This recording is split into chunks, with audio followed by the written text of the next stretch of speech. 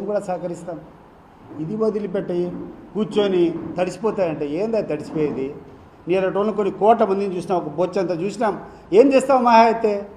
ఏం చేస్తావు లొకేషన్? నాకు అర్థం కావడంలే. లోపల పెడతావా, కొడతావా, చంపుతావా? ఎంతమందిని చంపుతావు, ఎంతమందిని కొట్టిస్తావు? రేపు నీ పరిస్థితి ఏంది అని చెప్పి నేను అడుగుతాండా. నీకు ధైర్యం ఉంటే నువ్వు కొట్టించు. బట్ నీకు అదే ధైర్యం ఉంటే రేపు నీకు అధికారం లేనప్పుడు నువ్వు మొగోని మాదిరి ఈ రాష్ట్రంలో నిలబడుకుంటే ఆ రోజు వచ్చి నీకు సాష్టాంగం పడతాను నేను. ఆ రోజు పడే కష్టాలు నువ్వు కాదు, విపరీతంగా సంపాదించుకున్నావు, వెళ్ళిపోతావు నువ్వు ఈ రాష్ట్రం వదిలిపెట్టి. రేపు ఈ రాష్ట్రంలో ఉన్నటువంటి తెలుగుదేశం పార్టీ కార్యకర్తల యొక్క పరిస్థితి ఏంది అని చెప్పి నేను అడుగుతున్నాను. నువ్వు ఏదో గొప్పలు కొట్టుకుంటాండవు, డైవర్షన్ పాలిటిక్స్. ఈరోజు కూర్చొని రోజుకొకటి లేని ఆరోపణలు చేసుకొని జగన్మోహన్ రెడ్డి ఇట్లా చేసినాడు, రామచంద్రారెడ్డి ఇట్లా చేసినాడు, కాకాని గోవర్ధన్ రెడ్డి ఇట్లా చేసినాడు, లేకుండా అంటే వంశీ ఇట్లా చేసినాడు, రోజుకొకరిని జైలు పంపిస్తాండవు. నిన్ను పంపించడం మొదలు పెడితే ఈ జిల్లాలోని నాయకుల యొక్క చరిత్ర ఒకసారి ఏం జరుగుతుంది ఈ కార్యక్రమం ఈరోజు ఈ జిల్లాలో, రాష్ట్రంలో ఏం జరుగుతుంది? పైన కూర్చొని అమరావతిలో, విజయవాడలో కూర్చొని పైన ఉండేటువంటి వనరులన్నీ నువ్వు దోచుకుంటాండావు. ఇక్కడ కూర్చొని ఒక చిన్న పర్మిషన్ కావాలన్నా ఇక్కడ స్థానికంగా ఉన్నటువంటి నాయకులు ఏ రకంగా ఈయనటువంటి ప్రజలను దోచుకుంటున్నారు ఒకసారి నువ్వు జవాబు చెప్పు అని చెప్పి నేను అడుగుతున్నాను. ఎవడైనా ఒకడైనా మిగులుతాడా? ఈరోజు ఇక్కడ పత్రికా విలేకరులు అందరినీ అడుగుతున్నాను. ఇక్కడటువంటి కడపలో, ఇక్కడటువంటి ఈ రాష్ట్రంలో ఉన్నటువంటి ప్రతి ఒక్క ఎమ్మెల్యే ఏం పనులు చేస్తున్నారు ఇక్కడ? ఎవడైనా తప్పించుకొని పోయేదానికి ఉందా నేను చెప్తాండా. దాని గురించి ఆలోచన చేయండి. మీరు మంచి పనులు చేయండి. ఇప్పటికైనా కళ్ళు తెరచండి. కక్ష సాధింపు చర్యలు మానుకోండి. వీలైతే మంచి చేయండి. మంచి చర్యలు ఎవడు చేసినా కూడా ఆ కార్యక్రమాన్ని పూర్తి చేసేటువంటి కార్యక్రమాలు చేయండి. భయపడించాలని ప్రయత్నిస్తే ఏం భయపడతాను చెప్పు? మహా అయితే 2 కొడతారు, 5 మంది భయపడతారు, 10 మంది భయపడతారు.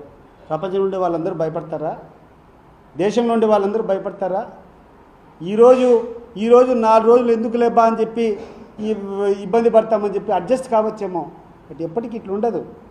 నేను చూసిన రాజకీయాలు ఎప్పుడూ రాజకీయాలు ఒకటే ప్రకారంగా ఉండవు. నేను చంద్రబాబు నాయుడు గారు 2014 నుంచి 2019 వరకు ఆయన ప్రభుత్వంలో నేను కూడా డిప్యూటీ చైర్మన్గా పనిచేశా. ఆ రోజు చేసిన కార్యక్రమాలతో పోలిస్తే ఈరోజు మైనస్ కార్యక్రమాలు జరుగుతున్నాయి. ఆ రోజు నిజంగా అంతో ఇంత డెవలప్మెంట్ జరిగింది. ఆ రోజు కొన్ని పెండింగ్ ప్రాజెక్ట్స్ కంప్లీట్ చేశారు. ఆ రోజు కొన్ని స్కీమ్స్ వచ్చినాయి. కానీ ఈరోజు ఏం జరుగుతుంది? 2024 నుంచి ఈ 1 సంవత్సర కాలంలో నువ్వు చేసింది ఒకటి ఏదన్నా ఉంటే పెన్షన్ యొక్క కార్యక్రమాలు 1000 రూపాయలు పెంచినావు. 1000 రూపాయలు పెంచడం వల్ల నువ్వు ఒక 60 లక్షల మందికి పెన్షన్ పెంచిండొచ్చు. కానీ ఈ రోజు వరకు 2024లో నువ్వు అధికారం వచ్చినప్పటి నుంచి ఇప్పటి వరకు ఒక్క కొత్త పెన్షన్ ఇచ్చినావా? ఒక్క కొత్త పెన్షన్ ఎవరికైనా ఇచ్చినావా? దాదాపు 4-5 లక్షల మంది చనిపోయిన వాళ్ళు ఉండే. ఆ చనిపోయిన వాళ్ళైనా నువ్వు ట్రాన్స్ఫర్ చేయగలిగినావా? ఇవాళ సో నువ్వు గొప్పగా చెప్పుకుంటావు పెన్షన్ పెంచినా అంటున్నావు, అది ఉపయోగం లేదు. ఇంకొకటి రెండవది గ్యాస్ ఇచ్చినామంటాడు. నీకు సవాల్, బస్తీ మే సవాల్. ఏ ఊరికి కావాలంటే ఆ ఊరికి పోదాంరా. 100% వచ్చిందా? సగం మందికి ఈ యొక్క గ్యాస్ వచ్చేటువంటి సబ్సిడీ రాలా. వాళ్ళు ఎవరికి చెప్పాలనో చెప్పాలా. ఈరోజు నీ టోల్ ఫ్రీ నెంబర్ ఏమైందో మాకు అర్థం కాలే. ఇంకా నీ సూపర్ 6 గురించి ఎవరిని అడగాలనో అర్థం కావడంలే. మరి ఇంత ఫెయిల్యూర్ నువ్వు అయిపోయి 24 గంటలు అబద్ధాలు చెప్పి ప్రజలను ఇంత భ్రమలో పెట్టి ఏంటో చేస్తాం చల్లగా బతికే వాళ్ళకందరికీ కూర్చొని ₹1 వచ్చాను నేను ₹2 ఇస్తానని చెప్పి రూపాయి లేదు, ₹2 లేదు. ఈరోజు ఏమీ లేకుండా వాళ్ళ యొక్క ఉసురు కొట్టుకుంటాడవే. ఎట్టొస్తావు నువ్వు అధికారంలోకి? నువ్వు చెప్పు, ఏ రకంగా నువ్వు అధికారంలోకి రాగలుగుతావు? అంతో ఇంత పని చేసినప్పుడే 153 సీట్లు వచ్చినాయి వైఎస్ఆర్సీపీకి. ఈరోజు ఇంత అన్యాయాలు జరుగుతుంటాయి, ఇన్ని అక్రమాలు జరుగుతుంటాయి. ఎక్కడ జరిగినా దోపిడీ జరుగుతూ ఉంది.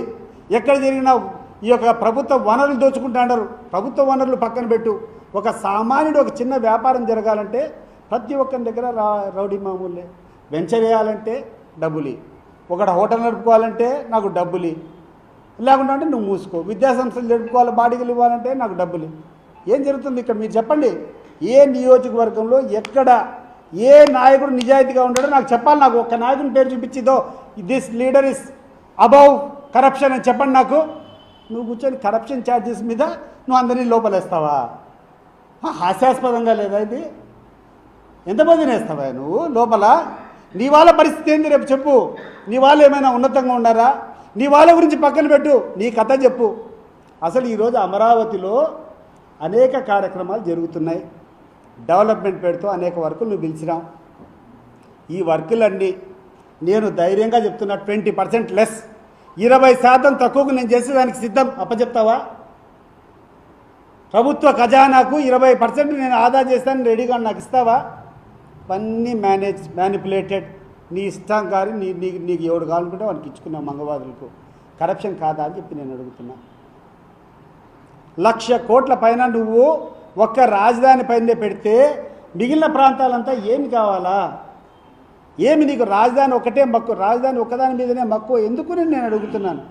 నాకు అర్థం కావడంలో ప్రజలకు అందరికీ రకరకాలు కూర్చొని రాజధాని ఏముంది రాజధానిలో? ఏముంటుంది రాజధానిలో? ఒక సెక్రటేరియట్ ఉంటుంది, ఒక అసెంబ్లీ ఉంటుంది, హెడ్ ఆఫ్ ది డిపార్ట్మెంట్స్ యొక్క బిల్డింగ్స్ ఉంటాయి, అంతేనా? ఇంకేమన్నా ఉంటుంది రాజధానిలో? మిగతా అన్నీ కూడా ప్రైవేట్ పరంగా పెరగాల. అక్కడటువంటి జనాలు ఇవన్నీ వచ్చిన తర్వాత people will develop the capital. నువ్వే డెవలప్ చేసేదానికి నువ్వు చేయాల్సిందంతా ఒకటి ఏంటంటే ఆడ కావాల్సినటువంటి 4 బిల్డింగ్లు కట్టించాలా. దానికోసం నీకు 1,00,000 కోట్లు నువ్వు రుణాలు తీసుకొని, నువ్వు తీసుకునే 1,00,000 కోట్ల రుణాలు ఆ ప్రాంతం వాళ్ళు ఒక్కడే కడతారా? మేమందరం కట్టాల్సిన అవసరం లేదా? మేము కట్టిన పనులన్నీ ఆడిపోతాయి. ఇప్పుడు మేము కట్టిన పనులన్నీ ఈ ప్రాంతంలో కడపలో ఉండేటువంటి వాళ్ళు, చిత్తూరులో ఉండేటువంటి వాళ్ళు, శ్రీకాకుళంలో ఉండేటువంటి వాళ్ళు, వీళ్ళందరూ ఎందుకు కట్టాలండి పన్ను? 1,00,000 కోట్ల అభివృద్ధి ఒకటే ఒక ప్రాంతంలో చేసి నువ్వు లోన్లు తెచ్చుకుంటే ఆ లోన్లన్నీ కట్టాల్సింది మిగతా వాళ్ళందరునా? అసలు ఎక్కడ నువ్వు చెప్పేదానికి నువ్వు చేసేదానికి అర్థం ఉందా? రోజుకొకటి చూస్తూ ఉంటే అసహ్యంగా ఉంది. ఎన్ని రోజులు చేస్తావే నువ్వు జగన్మోహన్ రెడ్డి యొక్క నామస్మరణము? నువ్వు ఎంత తిడితే అంతకు 10 అంతల గ్లామర్ పెరుగుతుంది ఆయనకు. నువ్వు వస్తే ఒకడు రాడు, నువ్వు మీటింగ్ అని చెప్పినప్పుడు ఒక 1000 మంది రాలే. ఈరోజు అపోజిషన్ పార్టీలో జగన్మోహన్ రెడ్డి ఏ ఊరికి పోయినా, ఎక్కడ అడుగు పెట్టినా, ఎక్కడ కాలు మోపినా వేలకు లక్షలకు మంది ప్రపంచం మాదిరి వస్తాను. అసలు మీరు చూసారు అవన్నీ. ఏ ప్రాంతంలోకి పోయినా ఒకరిని పరామర్శించాలని జైలుకు పోయినా అదే పరిస్థితి, ఒక పెళ్లికి పోయి ఎవరన్నా దీవించాలన్నా అదే పరిస్థితి, ఎవరన్నా ఒక రైతు ఎక్కడన్నా ఇబ్బంది పడతా ఉండి ఏదైనా ఒక విషయం మీద ఎక్కడికన్నా పోయి వాళ్ళని కనుక్కుందామని చెప్పి పోయినా ఇదే పరిస్థితి. మొన్న ఒక వీర జవాన్ చనిపోతే అనంతపురం జిల్లాకు పోతే వేల మంది రోడ్లు పట్టడంలా. మన ఒక వైఎస్ఆర్ కాంగ్రెస్ పార్టీ కార్యకర్త మీద దాడి జరిగిందని రాప్తా నియోజకవర్గం పోతే ఎక్కడ రోడ్లు పట్టలే. మీరు చూశారంతా. వంశీని అరెస్ట్ చేశారని చెప్పి జైల్లో ఆయన పరామర్శించిపోతే రోడ్లు పట్టడంలా. అది జగన్మోహన్ రెడ్డి. అదే నువ్వు అపోజిషన్లో ఉంటే నీ పరిస్థితి ఒక క్లిప్పింగ్ది తెలుస్తుంది. నీ బండారం నీకు ఎంత యొక్క ప్రజాదరణ ఉందో. నువ్వేమన్నా అనుకుంటాడేమో తిరిగి అధికారంలోకి వస్తానని చెప్పి. కళ్ళలో కూడా నీకు కాదు. నువ్వు ఎంత పెట్టుకుంటావో పెట్టుకో, నువ్వు ఎన్ని తప్పుడు కేసులు పెట్టుకుంటావో పెట్టుకో. నేను ఈరోజు ఈ యొక్క ప్రెస్ మీట్ ద్వారా వైఎస్ఆర్ కాంగ్రెస్ పార్టీ శ్రేణులకు అందరికీ కూడా చెప్తాండా, వీళ్ళు పెట్టేటువంటి కేసులన్నీ మోసుకుందాం. దయచేసి ఎవడు భయపడద్దండి. ఏం చేస్తాడు? ఎన్ని రోజులు లోపల పెడతారు? వీలైతే రాబోయే కాలంలో ఇదే పరిస్థితి మొదలు పెడితే జైలు బారో కార్యక్రమానికి పిలుపు చేయాలని కూడా మేము అనుకుంటున్నాం. ఎంతమందిని పెడతారు? పెట్టుకో నీ జైళ్ళల్లో. ఏం చేస్తారో చూసుకుందాం. ఎక్కడికి పోతున్నాం? ఏమి కథ? అసలు చంద్రబాబు నాయుడు గారంటే కొంత పరిణితి కలిగినటువంటి నాయకుడు, దేశానికే దిశానిర్దేశం ఇవ్వగలుగుతాడని చెప్పేటువంటి ఒక ఫోబియాలో జనాలు ఉన్నారు. మరి అటువంటి స్థాయి నాయకుడు ఈరోజు నీ కొడుకు ఏమైనా నీ కొడుకు తప్పు చేస్తే నీ కొడుకుని దండించాల్సింది పోయి నువ్వు ఆయనకు వంత పడతావా? Red book రాజ్యాంగమా? ఎవడయ్యా నీకు చెప్పింది? దేర్ ఇస్ ఓన్లీ భారతదేశ రాజ్యాంగం ఒకటే ఉంది, constitution of India. Only that will prevail. నీ కొడుకు నువ్వేమైనా చేసినావంటే వినాశకాలం వస్తే విపరీత బుద్ధి ఉంటుంది అంటారు. ఈ విపరీత బుద్ధి వచ్చి నువ్వు చేస్తున్నావు. నీ ధైర్యం బహుశా ఒకటి ఏంటంటే అవినీతి డబ్బు చాలా ఎక్కువ ఉంది. వీలైతే కనుక గవర్నమెంట్ రాకుంటే పలాయన భరిస్తాం. ఏ రకంగా అయితే కనుక విదేశాలకు వెళ్ళిపోతారు కదా. ఇప్పుడు పాకిస్తాన్లో ఉండేటువంటి నాయకులంతా అధికారం అయిపోతానే వెళ్ళిపోతారు. ఇక్కడి నుంచి ఇంగ్లాండ్కి వెళ్ళిపోతారు. సో అట్లా ఆ రకంగా నువ్వు వెళ్ళిపోవాలనుకుంటున్నావు. కుదరదమ్మా, కుదరదు. చూపిస్తాం మీకు. నీకు ఒకటే ఒక ఛాలెంజ్ విసురుతున్నా. లోకేష్ గారు, నీకు ధైర్యం ఉంటే రేపు ఇదే రాష్ట్రంలో నువ్వు వచ్చి నివాసం ఉండగలిగితే నీకు సాష్టాంగం పడతా నువ్వు చేసేటువంటి అరాచకాలు. గుర్తుపెట్టుకో.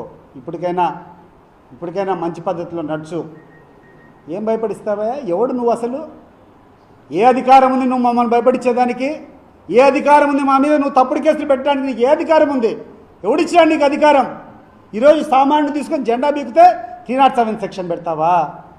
ఈరోజు సామాన్యుని తీసుకొని పోయి చితకబారుతావా రోడ్ల మీద? ఎవడిచ్చాడు నీకు రాజ్యాంగం? నువ్వు అవినీతి కేసులు పెడతాండవు. నీ పార్టీ వాళ్ళ అవినీతి కేసులు ఒక చిట్టా ఓపెన్ చేయి, జనంలోకి రా, జనంలో ఫీడ్బ్యాక్ తీసుకో, విలేకరులను అడుగు ఎవరెవరు ఎక్కడెక్కడ చేస్తాండ్రు, ఏ ఏ జిల్లాలో ఏ రకంగా నాయకులు ఉన్నారు, ఏ ఏ నియోజకవర్గాల్లో ఏ రకమైనటువంటి నాయకులు ఉన్నారు ఒకసారి తీస్తే జైళ్ళు పట్టవు. నీ పార్టీ నాయకులు నీ పార్టీ కార్యకర్తలు చేసే అగడాలు చూస్తే జైళ్ళు కాదు దేశంలో ఉండే జైలు కూడా పట్టవు. అది గుర్తుపెట్టుకో.